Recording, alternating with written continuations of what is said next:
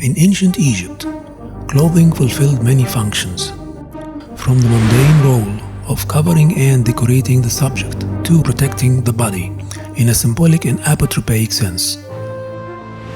In this video, we will focus on men's clothing during the ancient Egyptian kingdom.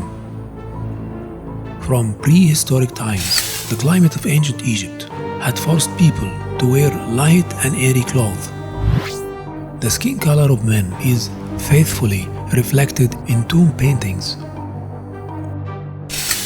Men's skins had been so accustomed to the sun that they had biologically adapted by acquiring the reddish-brown complexion that became darker further south.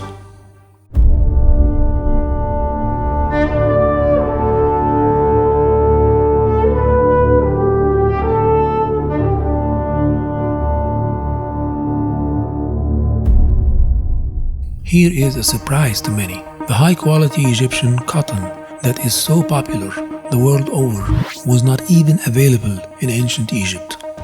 So what did the ancient Egyptians wear? Linen. Most men, women and children's clothing was made from linen. In fact, the ancient Egyptians believed the gods wore linen.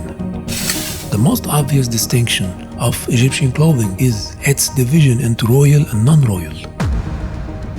Ancient Egyptian clothing can be divided into two groups: untailored or wrap-around, and tailored or cut to shape. A kilt, as a piece of cloth wrapped around the lower half of the body, was a basic item of the male wardrobe. Its length and shape varied depending on the period of Egyptian history and the depicted individual's rank or status. Judging by the manner of a kilt's draping, classical and special kilts can be distinguished. The classical kilts existed in three lengths: short, covering the body from the waist to the knee;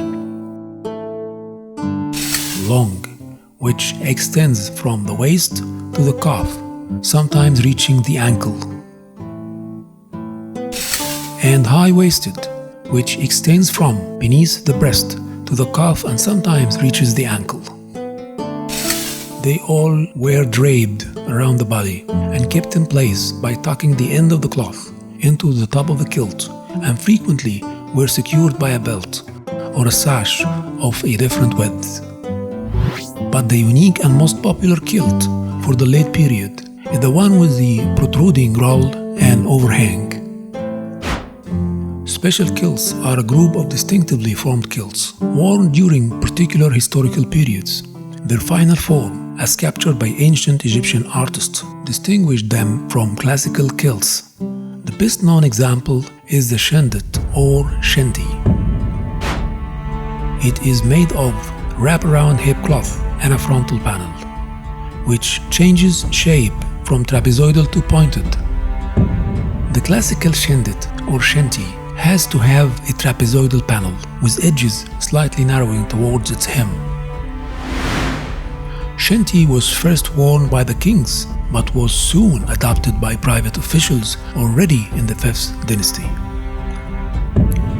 The shendet first appeared in the Old Kingdom and continued in depictions with various frequencies until the end of the dynastic era. A sash kilt stands out among various New Kingdom male fashion innovations. A kilt with a protruding pointed section that exists in a short and long version is another special kilt, suggesting erection not as an erotic impression, but like the god Men, evoking a sense of fertility and everlasting strength. Classical and special kilts were worn alone or in a set, with various garments such as upper kilts of different length, hip cloth, aprons, various sashes, tunics, single strap undergarments, and cloaks or shawls. In the course of the Middle Kingdom, the kilt became the universal garment in the countryside as elsewhere. However, during the New Kingdom, the standard for man's dress included a sort of shirt or tunic which sometimes became very loose-fitting. In ancient Egypt, the kings often had their kilts starched and pleated. The priests and aristocrats entrusted with priestly functions carried, slung over their shoulders, a leopard skin, including all 4 legs and the tail. Aristocrats of the Old Kingdom wore along with the kilt various ornaments, such as necklaces and breast pendants of wood or metal, and sometimes also an official badge of office. The Egyptians became quite adept at tanning hides, and they used leather for straps and various types of footwear, including sandals. Sandals were also made from papyrus or palm leaves. As early as the Old Kingdom, Egyptian artisans fashioned images of gods, kings, and mortals wearing broad collars made of molded tubular and teardrop beads. The wish or wishich is a personal ornament, a type of broad collar or necklace, familiar to many because of its presence in images of the ancient Egyptian elite. Deities, women, and men were depicted wearing this jewelry. One well-known example can be seen on the famous gold mask of Tutankhamun. Isn't it intriguing that with all of today's fashions, when someone wants an entertaining costume, he or she will look to ancient Egyptians for something special to wear?